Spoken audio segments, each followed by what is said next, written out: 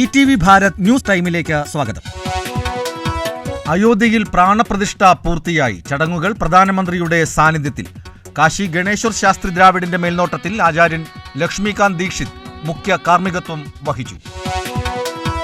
രാമക്ഷേത്ര പ്രതിഷ്ഠാ ചടങ്ങിന് സാക്ഷിയാകാൻ ബോളിവുഡ് താരനിര. ചടങ്ങിൽ പങ്കെടുത്ത മുകേഷ് അംബാനി, രജനീകാന്ത്, അമിതാഭ് ബച്ചൻ തുടങ്ങിയ പ്രമുഖർ. പ്രതിഷ്ഠാ ചടങ്ങിൽ പങ്കെടുത്ത കായിക താരങ്ങൾ: ക്രിക്കറ്റ് ഇതിഹാസം സച്ചിൻ ടെണ്ടുൽക്കർ, മുൻ ഇന്ത്യൻ വനിതാ ക്യാപ്റ്റൻ മിതാലി രാജ്, ബാഡ്മിന്റൺ താരം സൈന നെഹ്വാൾ, രാജ്യസഭാ MP-യും ഒളിമ്പ്യനുമായ PT ഉഷ തുടങ്ങിയവർ ചടങ്ങിൽ പങ്കെടുത്തു. പ്രാണപ്രതിഷ്ഠയോടനുബന്ധിച്ച് സംസ്ഥാനത്ത് വിപുലമായ ആഘോഷ പരിപാടികൾ സംഘടിപ്പിച്ച് BJP. ക്ഷേത്രങ്ങളും വീടുകളും കേന്ദ്രീകരിച്ച ചടങ്ങുകൾ. കിഫ്ബി മസാല ബോണ്ട് കേസിൽ EDക്ക് മുന്നിൽ ഹാജരാകില്ലെന്ന് മുൻ ധനമന്ത്രി തോമസ് ഐസക്. പുതിയ സമൻസിനെ കോടതിയിൽ നേരിടുമെന്നും ഐസക്. സമസ്തയ്ക്കും ലീഗിനുമിടയിൽ വീണ്ടും അസ്വാരസ്യങ്ങൾ പുകയുന്നു. ലീഗ് പ്രവർത്തകൻ റാഫി പുതിയ കടവിലിന്റെ വധഭീഷണിക്ക് പിന്നാലെ സമസ്ത ലീഗ് ബന്ധം വീണ്ടും വഷളായെന്ന അണികൾ.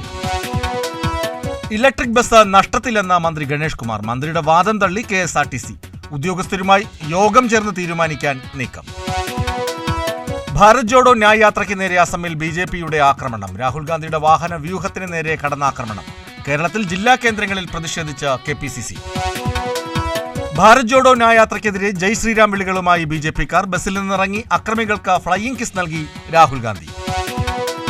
കൊയിലാണ്ടി വിയ്യൂരിൽ ക്ഷേത്ര ഉത്സവത്തിനിടെ ആന ഇടഞ്ഞു. ആറാട്ടുത്സവത്തിനിടെയാണ് ആന ഇടഞ്ഞത്. ഉത്സവത്തിനെത്തിച്ച പാപ്പച്ചൻ ശ്രീകുട്ടൻ എന്ന ആനയാണ് ഇടഞ്ഞത്.